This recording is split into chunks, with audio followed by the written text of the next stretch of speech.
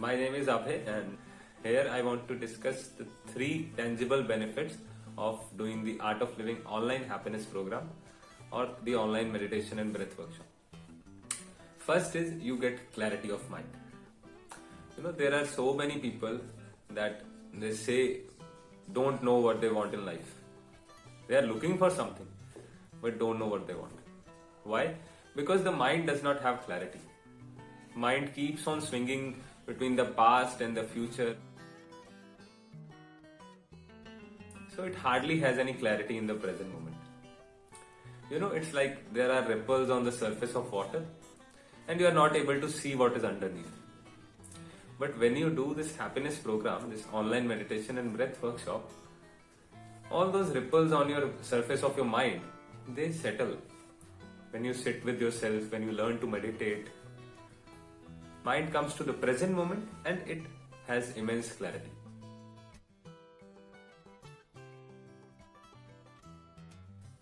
Second, sincerity of action. Have you seen a child? Have you seen a child play?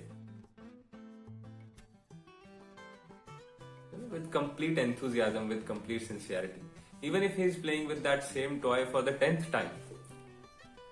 But if we have to do something for the 10th time, what is the level of enthusiasm that we have? So, if you have to do something once, then our enthusiasm is totally high.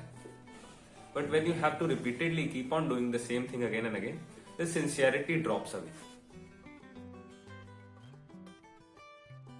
So we go through a lot of techniques, a lot of processes in the 4-day workshop to rekindle that childlike enthusiasm, that childlike innocence. And that gets you back the sincerity. So second one, sincerity of action.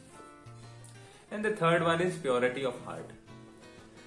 In life we have hold on to so many negative things. A person gives you 10 compliments and one insult they say. What do we remember? We remember the insult. We want to let go.